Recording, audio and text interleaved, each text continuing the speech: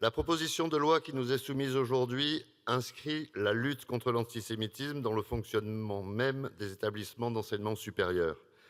Elle renforce leurs obligations à agir fermement et rapidement. Et enfin, elle élargit le champ d'intervention des instances disciplinaires pour sanctionner les comportements haineux. Cette loi est nécessaire. 1600 actes antisémites recensés en 2024, 9 étudiants juifs sur 10 ont aujourd'hui déjà été victimes d'actes antisémites à l'université. Même si le débat public est saturé d'alertes à l'islamophobie, les chiffres sont sans appel et la criticité de la situation concerne très majoritairement les juifs. Bien évidemment, en droit, il ne reste fort heureusement rien de ce statut infâme des juifs de 1940 qui excluait les juifs des universités, de certains métiers et de la République.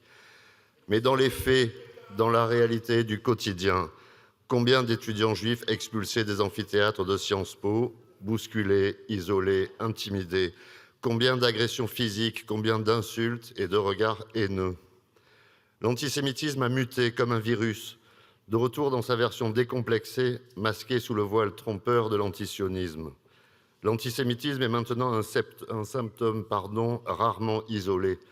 Il est généralement accompagné d'un discours bien mal nommé antifa et adossé à un islamisme radical à peine dissimulé. Nous savons tous qu'il n'y a pas plus fasciste qu'un antifa. Nous avons déjà examiné ce texte. Il a été modifié dans cet hémicycle et il nous revient aujourd'hui modifié par la commission mixte paritaire dans une version plus proche que de celle d'origine. Je remercie tous ceux qui illustrent mon propos, j'en demandais pas tant. Le rapport de la commission mixte paritaire, fruit d'un accord entre les deux chambres, acte clairement que l'université est devenue un terrain d'expression de l'antisémitisme contemporain. Il s'appuie sur les constats alarmants formulés par la mission sénatoriale Lévy-Fialaire, qui évoque une montée continue et inquiétante de la haine anti-juive dans les établissements d'enseignement supérieur. La CMP a d'ailleurs restauré l'intitulé de cette loi dans sa version initiale du Sénat, proposition de loi relative à la lutte contre l'antisémitisme dans l'enseignement supérieur, malgré l'opposition d'une partie des députés, notamment LFI et écologistes. C'est en effet la spécificité de l'antisémitisme qu'il nous faut conserver au cœur de ce texte, ce racisme précurseur de bien d'autres, qui doit être nommément combattu. La CMP reconnaît que les mécanismes de régulation actuels sont insuffisants, que le système disciplinaire est inégalement mobilisé et que les moyens humains comme juridiques manquent. La commission mixte a confirmé ce triptyque en conservant la version du Sénat sur plusieurs points essentiels. Elle a ainsi validé la création d'un référent clairement identifié dans chaque établissement et la possibilité de faire appel à une section disciplinaire académique mutualisée. La CMP a aussi maintenu l'obligation de signaler les actes haineux et pour le président d'université de faire retirer tout contenu antisémite ou discriminatoire visible dans l'université sans délai injustifié. S'agissant de la création d'une commission disciplinaire académique mutualisée en cas de carence locale, la CMP a maintenu le dispositif en apportant notamment des clarifications sur les cas dans lesquels elle peut être saisie, le respect des libertés académiques, du contradictoire et des droits de la défense, et les mesures conservatoires comme l'exclusion temporaire d'un lieu. La CMP souligne le rejet du texte par LFI qui l'accuse d'être liberticide, mal financé et politiquement orienté.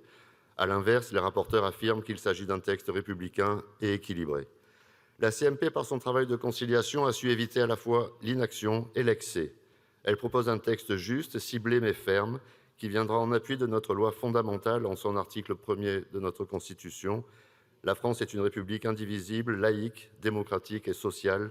Elle assure l'égalité devant la loi de tous les citoyens, sans distinction d'origine, de race ou de religion. Elle inscrit la lutte contre l'antisémitisme dans le fonctionnement même des établissements. Elle renforce leurs obligations à agir fermement et rapidement. Et enfin, elle élargit le champ d'intervention des instances disciplinaires pour sanctionner les comportements haineux. Il ne s'agit pas seulement de protéger les étudiants juifs, il s'agit de sauvegarder l'honneur de l'université française, de défendre la République, de tenir parole au regard de notre Constitution qui protège sans distinction et en particulier dans la transmission du savoir. C'est pourquoi le groupe UDR votera pour. Nous avions déjà formulé un regret sur le champ d'application restreint à l'université, alors que l'origine du mal prend souvent naissance au lycée, voire au collège. Il ne faudra pas oublier ces professeurs ostracisés pour avoir voulu enseigner l'histoire de la Shoah, ces enseignants bousculés et menacés. Comme je l'avais dit, oublier le passé, c'est se condamner à le revivre. Je vous remercie.